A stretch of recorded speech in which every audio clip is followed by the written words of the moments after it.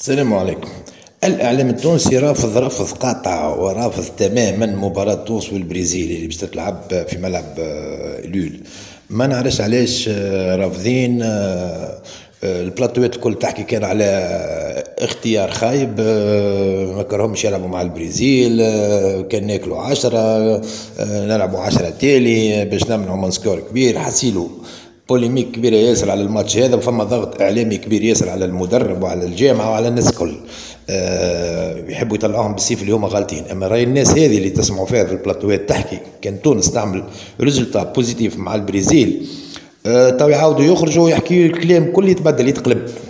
والله مقابله ممتازه عملناها وكان اختيار صائب والى اخره. المهم باش نسمعكم دي زيكستري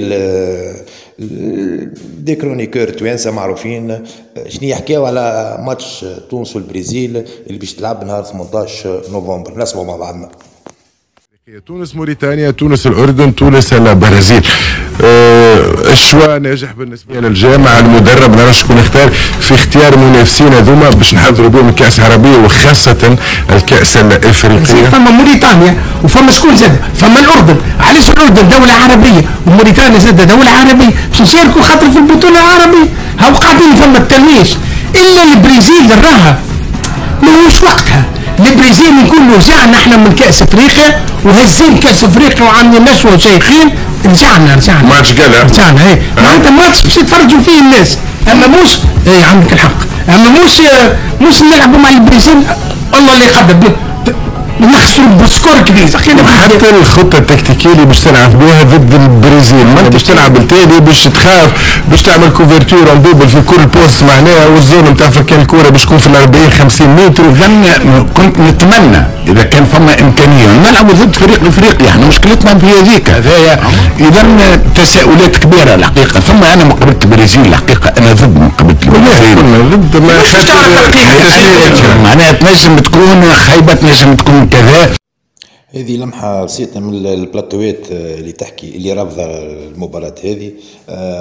قال لك فضيحة ايش منو فضيحة يا معلم؟ برا خسرت شنو المشكلة؟ يدي فما الجيل هذا ريتو ينجم يقعد 20 سنة ما يشوفش مقابلة ما بين تونس والبرازيل. راهي مش ديما تطيح لك الفرصة باش تلعب مع البرازيل.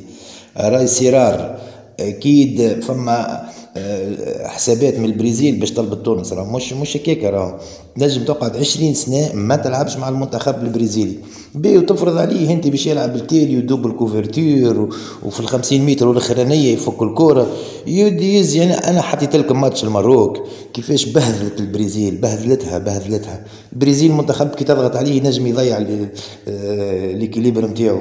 شنو المشكله؟ يلعب كوره عادي جدا. انت عندك جوارات تلعب في البريمير ليج، تلعب في الشامبيونز ليج، تلعب في الأوروبا ليج، قاعدة تحتك بنجوم كبار.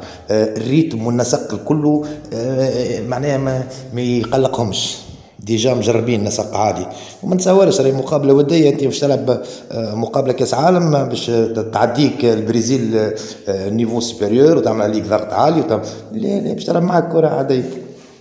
حتى كان تخرج معك 0-0 عادي ما يقلقهاش البرازيل. وكان نعملوا نتيجه باهية تشوف اللغة تتبدل يولي أحسن اختيار. برافو ولادنا.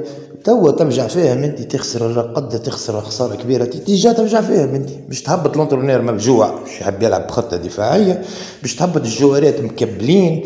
سيب الناس يا ولدي سيب الناس على الأقل عاون بكلمة باهية ولا اسكت. عاون هي كلمة باهية اسكت سايب عليك. ما تدخلش في الأمور نتاع البارتي، خليها لونترونير هو يتحمل مسؤوليته. احنا عندنا ناس شعب جمهور تونسي نتاع الكره قلوبهم معبي على ماتش 5-1 نتاع البرازيل. يستناو وقت تجي الفرصه باش يعملوا ريفونج باش يعملوا ردة فعل رياكسيون. يحبوا لازم باش تعمل رياكسيون ما تقلقش روحك. الجوارات الداخل معمرين على المنتخب البرازيلي. شوف المغرب كيفاش دور في الكوره وكيفاش تلعب وكيفاش ضاغطه وكيفاش مركت وكيفاش ما لقاتش حتى حساب البرازيل. علاش ما نكونوش احنا هكا؟ الواش احنا ديما نحطوا في العصا العاجله. وشنية انت تحط في كاس العالم ضد الارجنتين ولا ضد فريق يشبه للبرازيل باش تلقى البرازيل تلعب معاك قبل كاس العالم مقابله وديه؟ مستحيل. يستغل هذه وتنجم انت قبل كاس العالم ترجع للفيديو وتشوف السيستم جو نتاعهم وتنجم هذيك البارتي هذيك تعطيك برشا فوائد.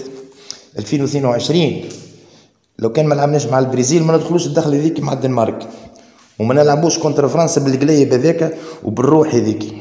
ولو انه نعاود نقولها ديما ماتش السعوديه مع الارجنتين 2-1 حل برشا بيبان لتونس وللمروك، فهمني. المهم نتمنى اوقات سعيده ونتائج